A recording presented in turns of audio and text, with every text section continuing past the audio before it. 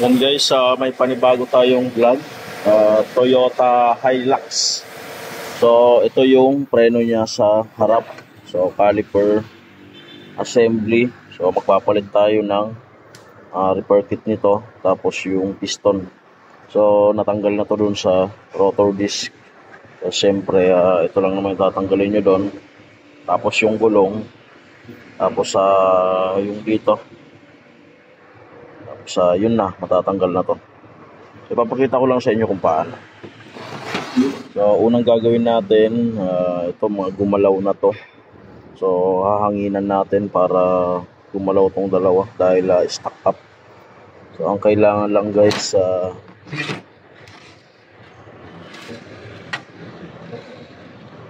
yan. So hahanginan natin dito. So kailangan makalsuhan natin dito. So kahit anong mga pangkalso, ito rubber to. So para wag lang tong gumalaw, kasi pagka gumalaw to, yung lumabas to, hindi na to mahahanginan, hindi na siya lalabas tong dalawang stock up na to.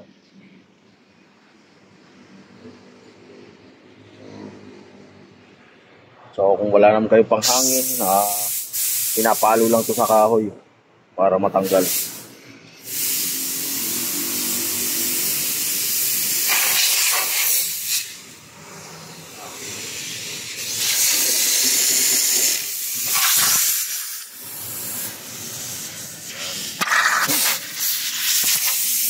Na siya. So yung isa ayaw talaga.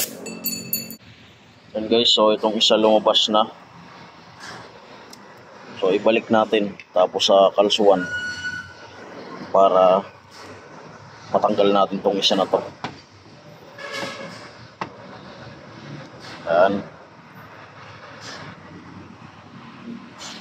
Yan guys, so lalagay pa rin natin yung luma na lumabas na. Tinanggal lang yung boots, tapos kinalsuan natin ito. Tapos kalsuan rin natin para lang lumabas tong isa na to. Tapos hanginan ulit natin. Okay.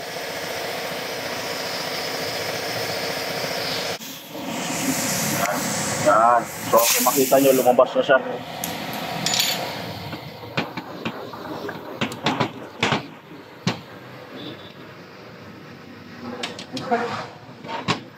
So madali lang tanggalin yan dahil malambot na yan.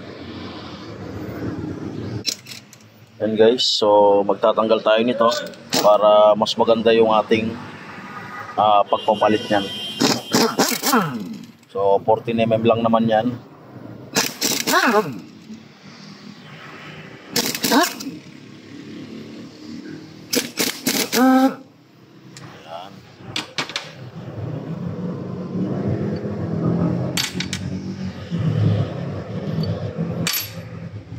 So huwag kayong matakot tanggal nitong tornilyo na to dahil may o-ring lang naman yan dito. So ang kailangan mayroon lang o-ring pagka sinalpak nito. Yan. So napakadali na lang siya. So kailangan may gatok rin para mas maganda yung pagpihit natin itong piston. So hindi na tayo mahihirapan dahil mga gumalaw na yan.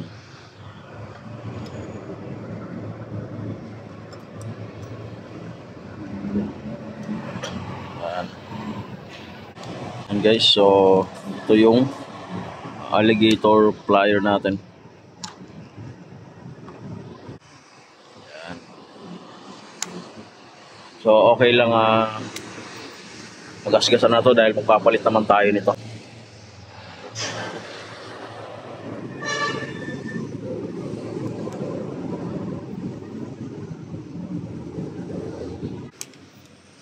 May na yung pagkagato, ano?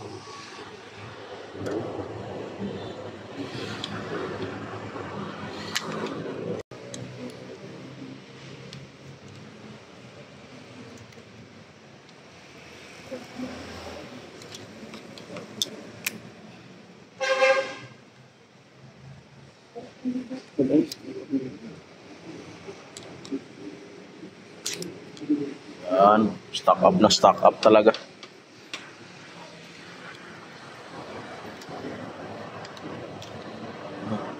Yun, no? Kung makikita nyo, oh.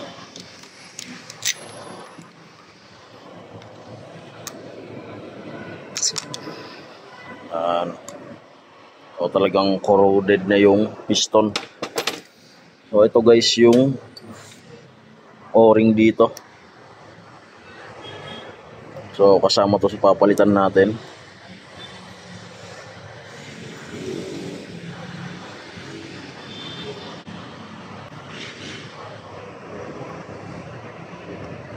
Yan. So kasama yun sa papalitan.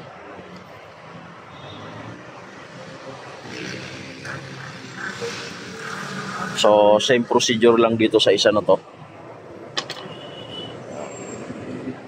And guys, nandito na yung bagong piston natin. Ayan. Tapos ito yung repair kit. So papakita ko sa inyo kung paano magbunan ito. So ito na. So ito guys, kailangan malinis yung paglalapatan ng o-ring dito para hindi tayo mahirapan maglagay ng piston dahil kung merong mga dumiyan dito kakalang dito sa o-ring, kaya ngayon na syempre sisikip yung o-ring, hindi natin basta-basta mapapasok yung piston. So kailangan malinis yung gatla nito. So pwede rin kayo maglagay ng brake fluid. So grasa pwede rin. Ang importante mailagay natin na maayos. Yan.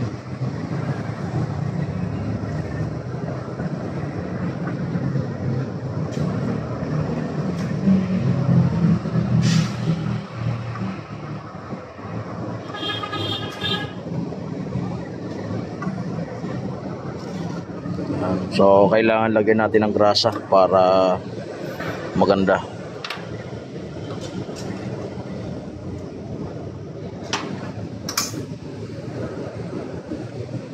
So napakadali lang naman mag-install nito.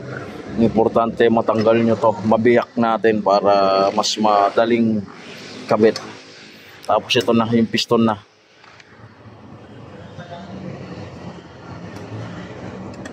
Ayan.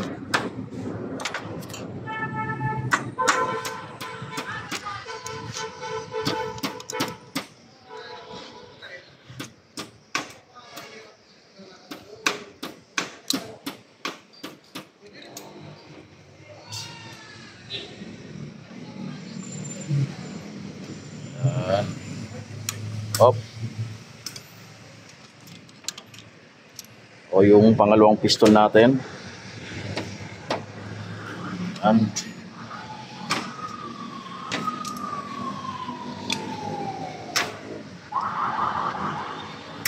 So napakadali lang naman ito kahit hindi natin gamitan ito. So malambot lang naman yan.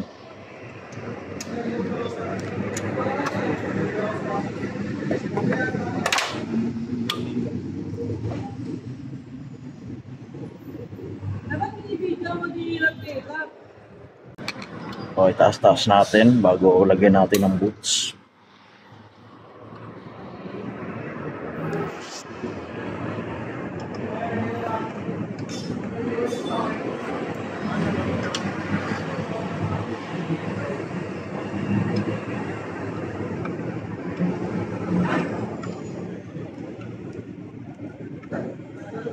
Ayan.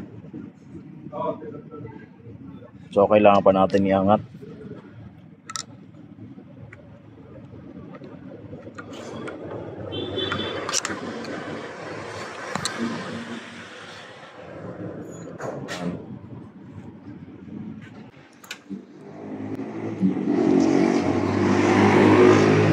Guys, kailangan nakabagsak to para pumasok tong rubber. Yan.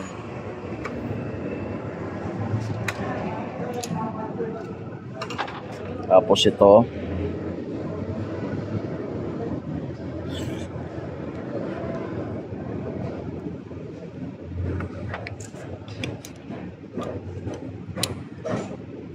so kailangan rin nakababa to para mas madali magkabit nitong rubber na to.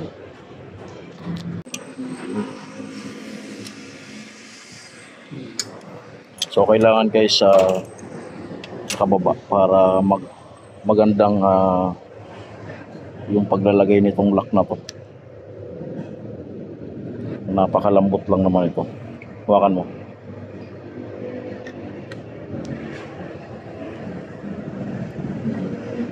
Yan.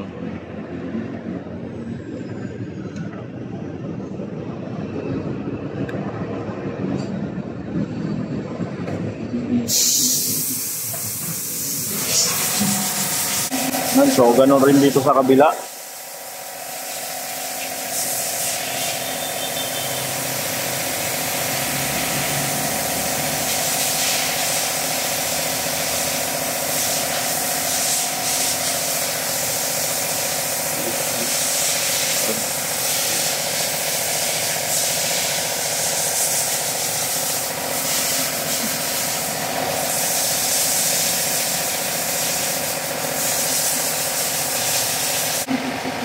So yan yung grasa. So kailangan merong grasa para hindi mahirap pasok.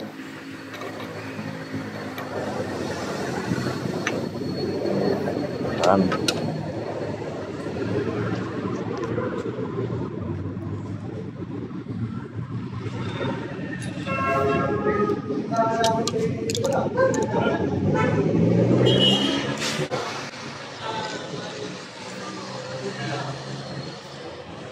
Yan. Hop, ulit. Pasok ulit natin to. Pasok natin. Yan. Tapos i-press. So kailangan sumagad.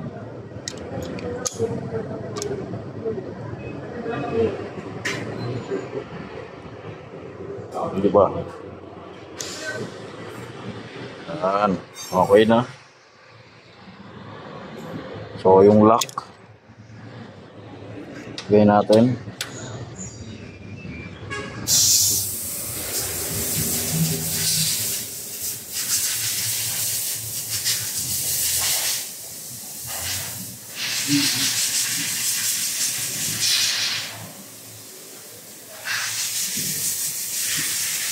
Yan. Tapos itong isang piston.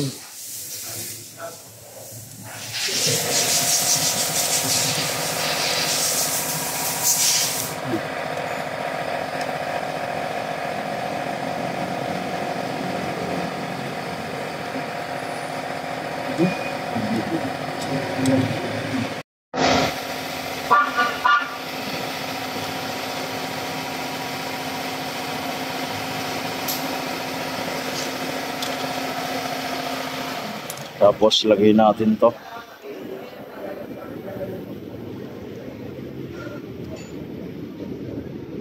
Okay.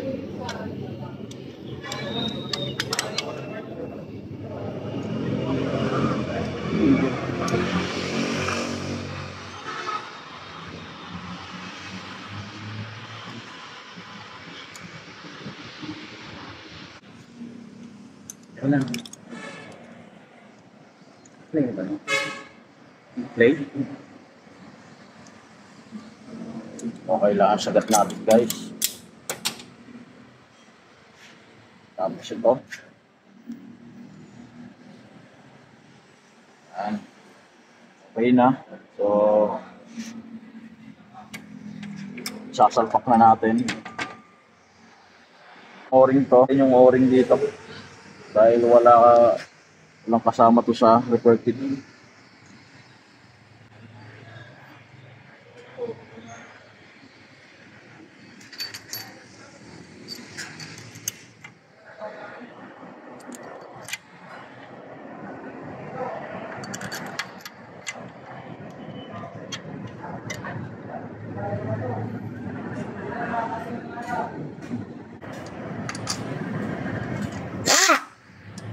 Kitan natin.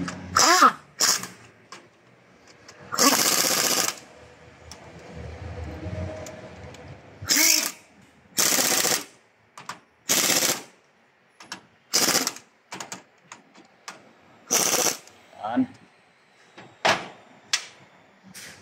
tapos itong header. Okay, so ikakabit na lang to.